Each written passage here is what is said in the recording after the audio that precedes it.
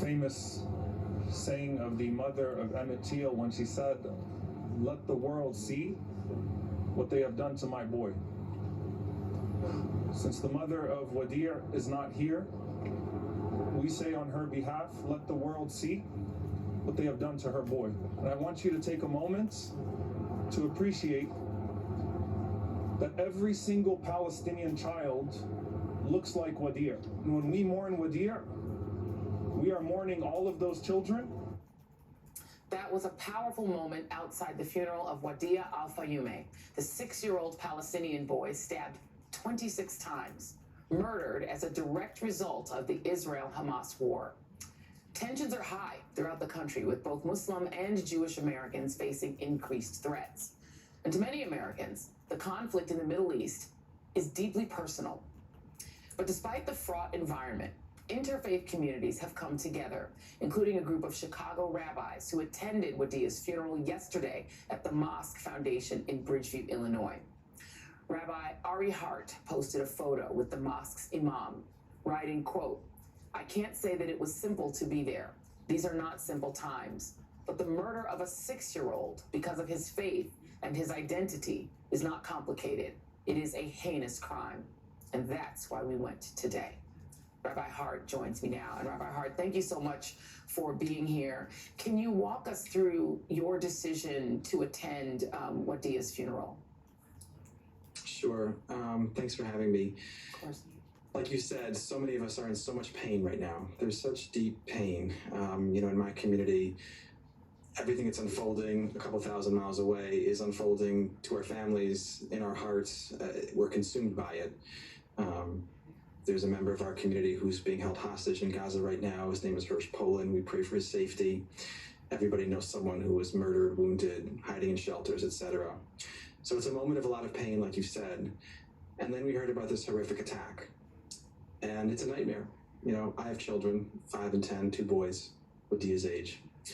And to imagine one of my children being murdered for who he is, for what he believes, for his nationality, it's unthinkable and it's wrong. And people of conscience need to stand up against the terror attacks targeting children, wherever they are, whoever they are. And we felt like we needed to go and lend our support.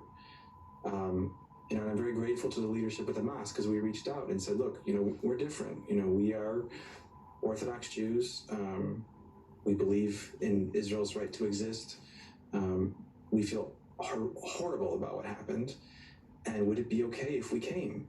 If it wouldn't, we're not going to come. We don't want to, the last thing we'd want is to cause more suffering.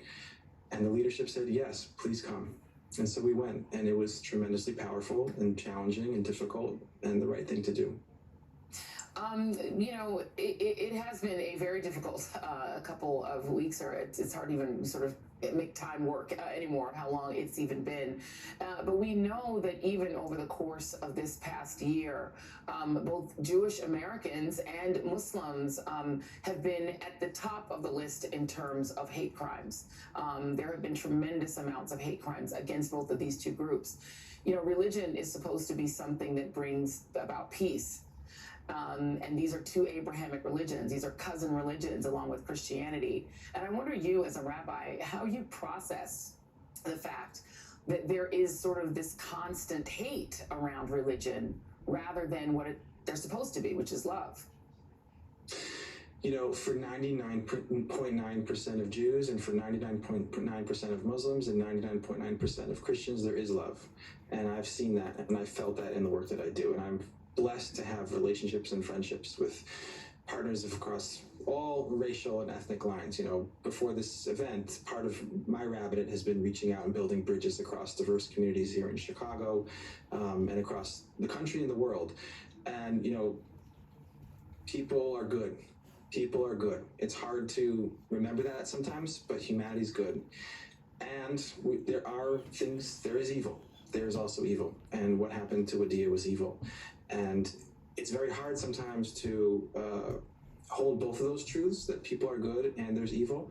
But I think especially in these moments, we have to remind ourselves of the goodness and reach out and find the goodness and build up the goodness.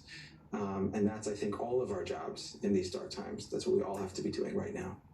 And the final question: we know that Wadia's mom is hospitalized. She was also a victim of that heinous stabbing. Did you have any opportunity to speak with his dad, who has spoken out? About what he hopes that his son's memory can do to make things better. His dad spoke, and I was right there, right next to him, and I heard his words. He spoke in Arabic. I didn't understand most of them, but I don't want to quote. I don't want to quote because my Arabic is very bad. But I heard him say words like, I heard him say Jew and Muslim and Christian, and I think what he was saying was that we need to figure out a way to come together. I think that's what he was saying. I can't, be 100% sure, but that's what I heard in his words. I also heard his pain, and part of the reason we went was to just witness, as rabbis, to witness this horrific suffering and to cry alongside those who were suffering. And as I said, there's so much brokenness, there's so much pain right now. Whatever positive things we can do, and I implore everybody, whatever little bit of light you can add, now is the time. Add the light.